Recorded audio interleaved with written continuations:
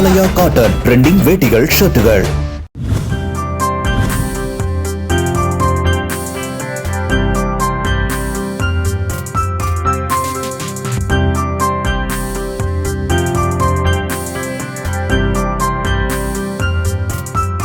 சேலம் வடக்கு தொகுதிக்கு உட்பட்ட பொன்னமாப்பேட்டை பகுதிகளில் திமுக வேட்பாளர் அமைச்சர் ராஜேந்திரன் உதயசூரியன் சின்னத்திற்கு வாக்கு சேகரித்தார். திமுக ஆட்சி அமைந்ததும் மகளிர் உரிமைத் தொகை 2000 ரூபாயாக வழங்கப்படும், 8000 ரூபாய் மதிப்புள்ள கூப்பன் வழங்கப்படும் என்றார். முதலமைச்சர் சொல்வதைதான் செய்வார், எனவே தேர்தல் வாக்குறுதி நிச்சயமாக நிறைவேற்றப்படும் என அமைச்சர் ராஜேந்திரன் தெரிவித்தார்.